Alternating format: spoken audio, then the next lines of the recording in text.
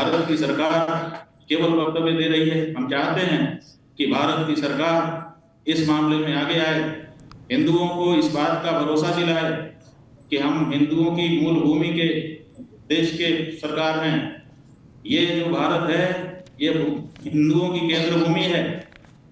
विश्व के किसी भी जगह, किसी भी कोने में कोई हिंदू अगर रह रहा है, अगर वो संकट में पड़ता है तो उसको इस बात का संदेश होना चाहिए, भरोसा होना चाहिए कि अगर इस संकट के समय में हम भारत जाएंगे तो वहां पर हमको शरण मिलेगी, उनको शरण दिया जाना चाहिए।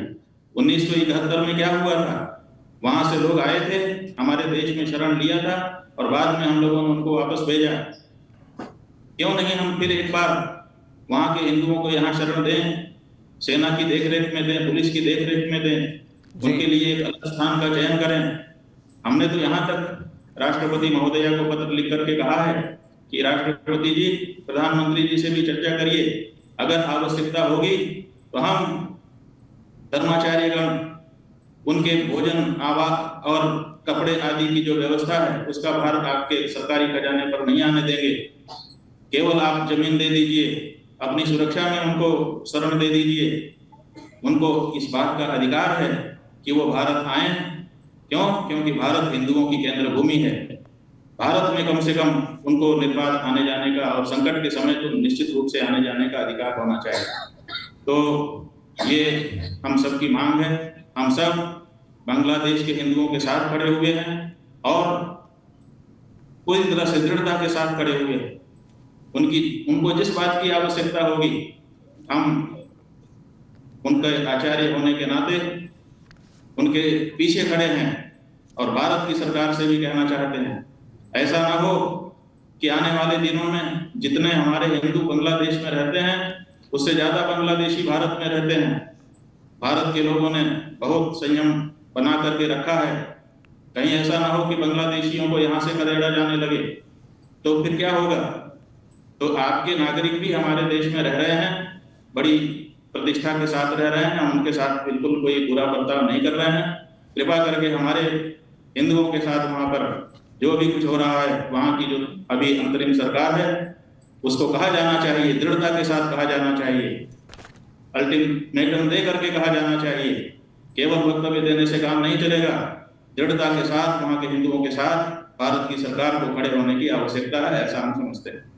ये बहुत ही गंभीर विषय आपने जो बात कहा कि कुछ ठोस कदम अब अपनाए जाने चाहिए, उठाए जाने चाहिए, ताकि सनातन धर्म जो ये विश्व का तीसरा सबसे बड़ा पंथ है, जिसमें 125 करोड़ से भी ज़्यादा लोग पूरे विश्व में आस्था रखते हैं, आज जो बांग्लादेश में हो रहा है उस पर रोक लगानी चाहिए। और आपने जो बात कही कि सरकार को भी कुछ करना चाहिए, ये बात भी बहुत महत्वपूर्ण है, बहुत ही महत्वपूर्ण है।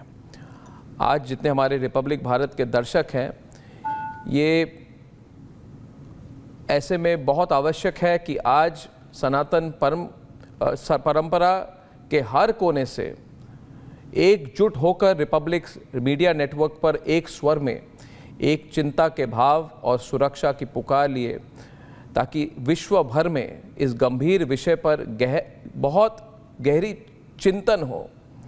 हमारे साथ आज हमारे पूज्य जगत गुरु शंकराचार्य सारे हमारे साथ हैं, जुड़े हैं। और अब मैं आमंत्रित करना चाहूँगा द्वारका शारदा पीठ के पीठाधीश्वर जगत गुरु शंकराचार्य स्वामी जी सदानंद सरस्वती जी को कि वो हमारा मार्गदर्शन करें। मगर उससे पहले मैं आमंत्रित करना चाहूँगा कांची कामकोट पीठ के शंकराचार्य स्वामी विजेंद्र सरस्वती जी को पहले कि वो हमारा मार्गदर्शन करें, और उसके बाद हम श्रृंगेरी मठ के शंकराचार्य जी के पास जाएंगे। स्वामी विजेंद्र सरस्वती जी, आप हमें संबोधित करें।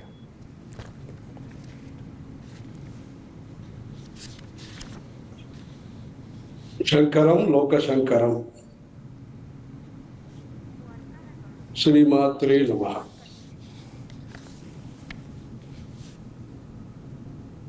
अभी तक अच्छा विवरण दिया। जो वहाँ जो स्थिति है, जो दुस्थिति है, चरित्र और देशभक्ति और भारत सरकार के तरफ से क्या कदम होना चाहिए, प्रयास होना चाहिए, बहुत विवरण जो आज का बांग्लादेश के जो पहले प्राचीन भारत का एक अंग था, उसमें जो कष्ट हो रहा है उसके बारे में पूरा जानकारी दे दिया। फिर भी जो बात है, जो विभाजन जिस विषय को लेकर के हुआ, उसमें अपने परमाचार्य जी श्री श्री चंद्रशेखर सरस्वती महाराज जी ने ये संदेश दिया था 75 वर्ष पहले, देश का विभाजन नहीं हो, हिंदुस्तान पाकिस्तान ऐसे करके दो देश का ये संगठन, मतलब दो देश का विभाजन नहीं होना। उन्होंने नाम रखा था संत स्थान जी। इन 1947 में सेलम में उन्होंने तब के इंग्लिश न्यूज़पेपर में ये दिया संदेश। ऐसे एकता का भाव उन्होंने व्यक्त किया। अपना भारत का जो संविधान है उसमें तब के जो प्रमुख लोग हैं, सरदार पटेल, अंबेडकर जी और भी जो भी प्रमुख लोग थे, उन लोगों को उन्होंने संदेश भेजा। जो आज का संविधान में जो डिनोमिनेशन, जो संप्रदाय है, वैष्णव हो, शैव हो, शाक्त हो, गणापत्य हो, जो भी है संप्रदाय है, विश्वास है, उसको कायम रखने के लिए, सुरक्षा करने के लिए संविधान के तरफ से एक कवच होना जी, ये परमाचार्य जी का, चंद्रशेखर सरस्वती महाराज जी का ये ड्राफ्ट है। ये उन्होंने तब के हमारे राजनीति लोगों ने माना, उसमें शामिल किया। आज भारत के अंदर भी जो संप्रदायों का संरक्षण हम कुछ कर सकते हैं, उसका मुख्य कारण है चंद्रशेखर सरस्वती महाराज जी का दीर्घ दर्शन के साथ जो विचार है, उसके कारण मठ मंदिरों का संचालन हो, अपना अपना संप्रदाय का संवर्धन करने का कानूनी तरफ से एक अधिकार, एक स्वीकृति दिया गया है। इतना ही नहीं, जो विभाजन हुआ, विभाजन के कारण जो रक्तपात हुआ, जो भी कष्ट हुआ, आने जाने में बहुत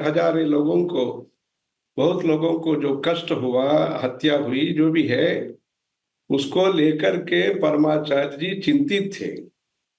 उसके बाद उन्होंने भावी काल में, भविष्य काल में, आगामी समय पर ऐसे अशांति नहीं होना, कष्ट नहीं होना, इस दृष्टि से स्वयं एक उपवास का प्रक्रिया शुरू किया। बल्कि वो स्वयं एकादशी, शिवरात्रि, नवरात्र में वो उपवास रखते थे।